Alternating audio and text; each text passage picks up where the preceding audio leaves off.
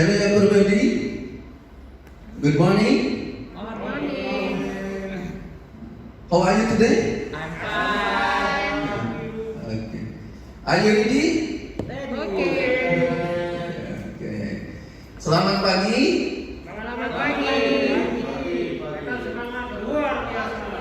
Alhamdulillah. Okay everybody. I want to introduce myself. My name is Endang Rosid Sugianto. I was born in Ciamis, West Java. I work at Agriculture and Plantation Office, West Nusa Tenggara. Bapak Ibu peserta pelatihan Diklat Dasar Fungsional Penyuluh yang berbahagia, pada pagi ini kita akan membahas mata pelajaran metode penyuluhan pertanian.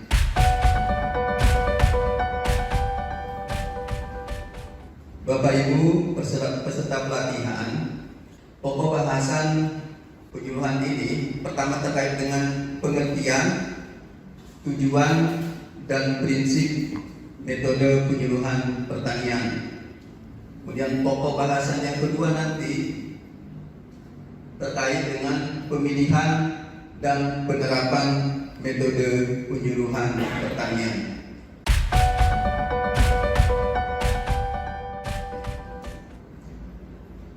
Kompetensi dasar setelah selesai pelatihan ini, Bapak Ibu diharapkan nanti dapat memilih dan menerapkan metode penyuluhan pertanian yang berdaya guna dan berhasil guna dalam mencapai tujuan penyuluhan.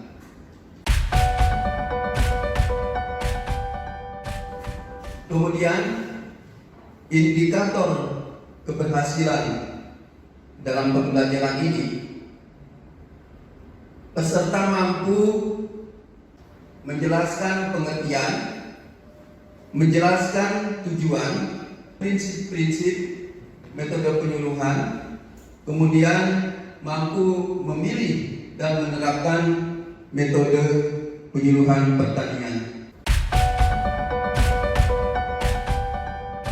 Masuk kita ke pengertian metode penyuluhan pertanian. Barangkali dari Bapak Ibu sekalian ada yang mencoba untuk mendefinisikan dari pengertian metode penyuluhan pertanian. Barangkali dari waktu kuliah ada yang bisa membantu saya, silakan Mbak Yana. Jadi pengertian dari metode penyuluhan pertanian adalah cara atau teknik penyampaian materi atau pesan. Barangkali ada dari yang lain atau bisa menambah dari definisi tadi dari Mbak Yana. Mbak Yana bilang cara atau teknik penyampaian materi pesan penyuluhan, kemudian oleh penyuluh pertanian kepada pelaku usaha, pelaku utama, agar mereka tahu, mau, dan mampu menolong dan mengorganisasikan dirinya. Barangkali ada yang mau nambah yang lain? Ya, silakan Pak Rahman. Untuk nambah dari pernyataan Mbak Yana. Mantap, iya, lengkap sekali ya. Tadi seperti disampaikan, dalam mengakses informasi pasar, teknologi, permodalan, dan sumber daya lainnya. Kemudian tadi sampai juga sebagai upaya untuk meningkatkan produktivitas, efisiensi usaha, pendapatan, dan kesejahteraannya.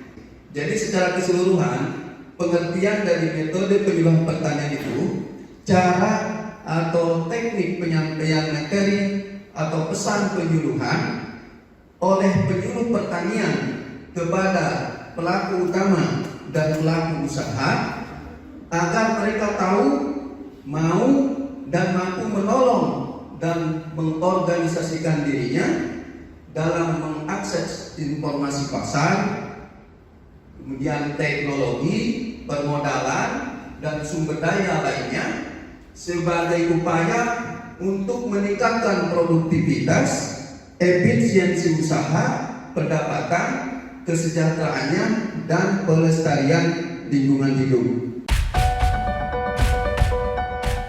Kemudian tujuan penggunaan dari metode penyuluhan pertanian. Pertama, metode penyuluhan pertanian digunakan dalam rangka mempercepat penyampaian materi penyuluhan. Yang kedua, meningkatkan efektivitas dan efisiensi dalam pelaksanaan kegiatan penyuluhan pertanian. Kemudian yang ketiga, mempercepat proses adopsi inovasi teknologi yang diserap oleh sasaran atau petani. Nah, selanjutnya, prinsip-prinsip metode penyuluhan pertanian. Barangkali dari Bapak Ibu sekalian ada yang sudah tahu terkait dengan apa itu prinsip-prinsip metode penyuluhan pertanian? Ya, Mbak Yuni, silahkan.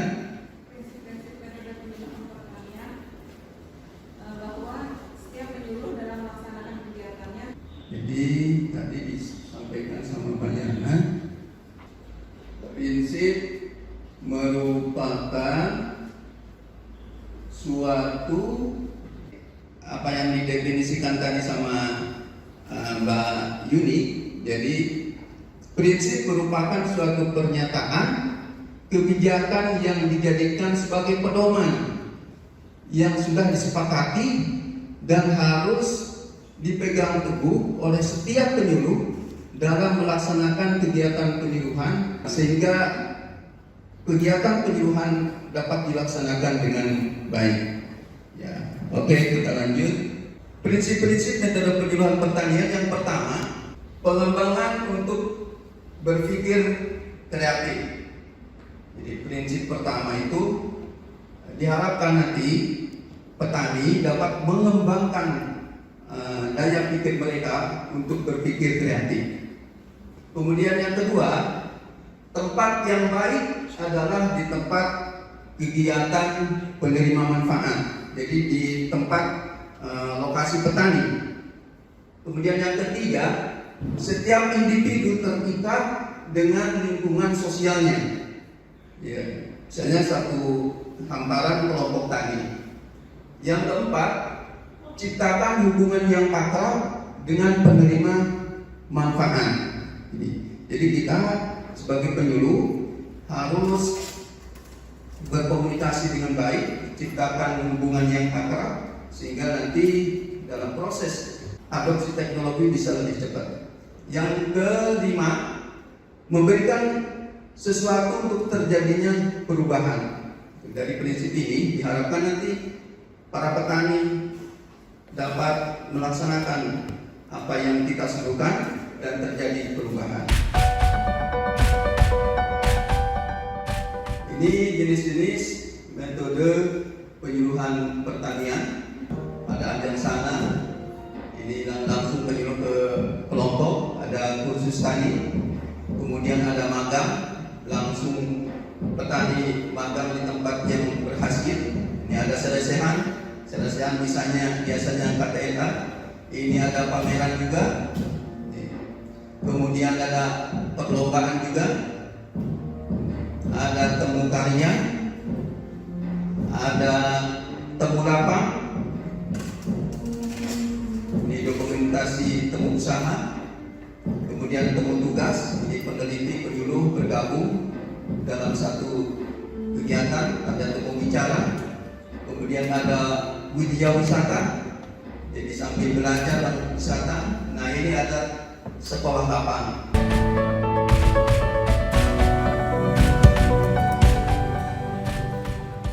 Oke Bapak Ibu, peserta pelatihan, supaya tidak terlalu tegang, marilah Bapak Ibu untuk berdiri dan ikuti gerakan saya. 1, 2, 3, 4. 1, kaki, 2, 3, 4. 1, 2, 3, 4. 1, 2, 3. Kita lanjut ke langkah-langkah pemilihan metode. Ada 6 langkah untuk menentukan menentukan pemilihan metode penyuluhan pertanian. Yang pertama, menghimpun data dasar. Di data dasar ini dari data petani yang ada di situ terkait dengan tingkat pendidikannya, kemudian terkait dengan lingkungannya juga, terkait dengan kebijakan, terkait dengan sarana prasarananya juga yang ada di kelompok. Kemudian yang kedua, penetapan adopsi sasaran. Nah, dari data dasar tadi bisa dilihat adopsi sasaran sudah sampai mana gitu pengetahuannya. Kemudian yang ketiga, penetapan alternatif metode penyuluhan pertanian. Nah, dari hasil adopsi tadi itu, dari pemetaan tadi bisa dilihat alternatif metode penyuluhan apa yang bisa nanti diambil. Kemudian penetapan metode yang sesuai dari alternatif tadi, kemudian ditentukan penetapan metode yang sesuai yang bagaimana. Kemudian dari yang sesuai tadi dikombinasikan metode penyuluhan tersebut. Adanya kombinasi, yang ini misalnya hanya satu, terus ini ada beberapa metode yang sesuai supaya lebih efektif. Nah, baru nanti penentuan keputusan yang keenamnya. Dasar penetapan metode ini dikaitkan dengan tingkat adopsi teknologi. Ada yang bertanya? Ya, Pak Samsul. Ya, terima kasih atas waktu yang diberikan. Ada beberapa pertanyaan. Apakah di setiap tahapan ini dalam tingkat adopsi teknologi ini dipakai atau diterapkan dalam penentuan metode penyuluhan pertanian, Pak? Oke. Penumbuhan minat, kemudian yang ketiga tahap menilai, kemudian yang keempat tahap mencoba. Nanti dari tahap perhatian ini langsung dia ke tahap memilih, gitu kan? Tanpa ada perubahan minat dulu. Bisa langsung juga ke tahap mencoba karena dia sudah mendapat informasi yang lebih, bisa dari dia ada dari medsos, dari mana gitu kan. Dengan selesainya Anda menerima materi ini, jadi diharapkan Anda sudah mendapatkan wawasan tentang metode penyuluhan pertanian yang meliputi pengertian, tujuan, prinsip, metode penyuluhan pertanian, kemudian jenis-jenis langkah-langkah pemilihan dan dasar pertimbangan menerapkan metode penyuluhan tersebut. Kemudian yang kedua, sebagai tindak lanjut, jadi peserta dapat memilih dan menerapkan metode penyuluhan yang berdaya guna dan berhasil guna dalam mencapai tujuan penyuluhan pertanian sehingga dapat meningkatkan pendapatan dan kesejahteraan petani di Indonesia. Baiklah Bapak Ibu, saya berharap kegiatan pembelajaran ini dapat menambah pemahaman dari Anda tentang metode penyuluhan pertanian. Di lain waktu kita nanti akan membahas metode penyuluhan secara lebih rinci lagi. Semoga materi ini dapat menjadi bekal bagi saudara untuk menjadi penyuluh pertanian yang handal, mampu memilih dan menerapkan metode penyuluhan yang tepat sehingga dapat meningkatkan pendapatan dan kesejahteraan petani di Indonesia. Akhir kata, saya ucapkan terima kasih atas perhatian saudara. Selamat belajar dan sukses selalu. Wassalamualaikum warahmatullahi wabarakatuh. Waalaikumsalam.